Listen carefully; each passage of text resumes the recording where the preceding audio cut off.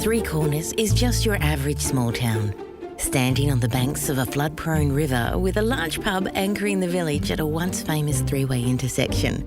Now it's simply convenient, as people chase the country dream, the country lifestyle, just not the unceasing agricultural workload. Population 2,000-ish.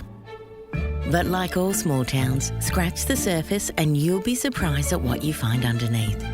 In that sense, Three Corners is really no different to any other small town I know, except perhaps for some of the characters you might meet.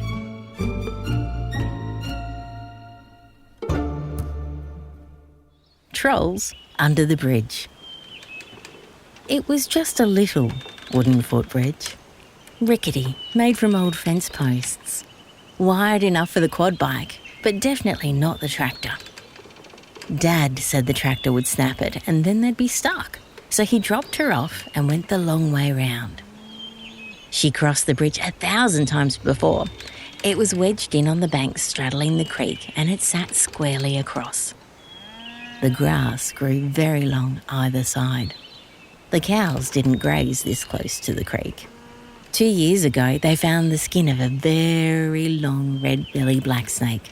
Dad had to hold it up high above his head before it stopped touching the ground. Her pink gumboots were pale and 3 times handed down from older sisters. Older sisters who didn't ride on the tractor anymore down to the orchard. They stayed at home and were learning to bake scones and do homework, help with the baby and be boring. She squatted down contemplating the bridge. It didn't look any different than before last night. Yesterday, it was just the footbridge, but last night her sisters told her a secret. Under the footbridge lived a troll. A troll that would rush out, eat you in a single gulp and spit out your gumboots before Dad could blink.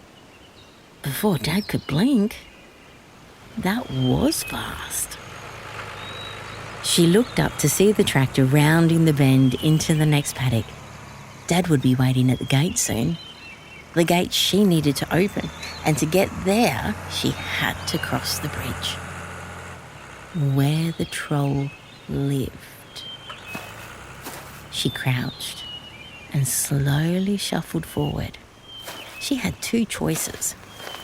To run as fast as she could and be over before the troll even knew she was there. Her sisters had told her that the troll was very fast. Very, very fast. And then they told her that she wasn't old enough yet to be as fast as she needed to be. Certainly not fast enough, they told each other. Nodding wisely. So it wasn't a good choice, but it was a choice. Her second choice was to sneak up quietly and see if she could get across before the troll awoke. She could be very quiet. She could be super sneaky, like the time she read her sister's diary. Well, she couldn't actually read it, but she found it and that was good enough. And then there was a time she was so quiet her big sister didn't see her kissing Tommy, the horrid boy from next door under the mulberry tree. Mind you, they were being very noisy and slurpy. And if she'd been caught, she was sure they would have killed her. So she would go quietly. Sneaky past the troll. The tractor hummed in the distance. It might hide a little of the swish of the grass as she inched forward. She could see the creek bottom now. It gurgled, but not like the new baby. She could see the brown dirt under the bridge on the other side. So the troll wasn't on that side. So it must be curled up under her side. Her sisters said it only needed a tiny space to squash into. When it left that space, it grew 100 times bigger.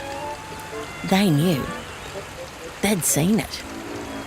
They'd only just gotten away with their lives.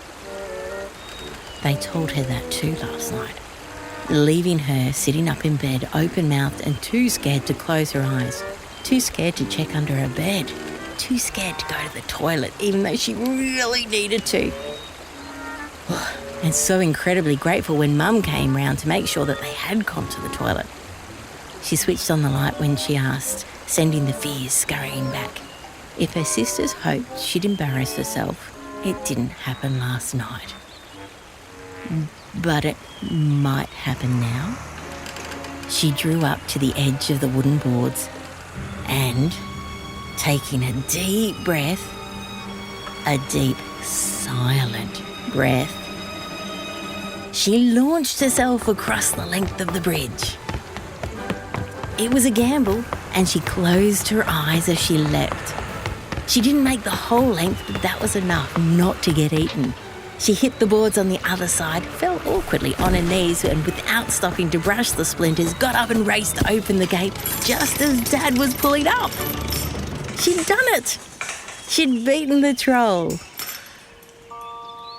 She didn't learn the truth for 2 more years, but in that time she was untouchable, invincible, because she had beaten the troll.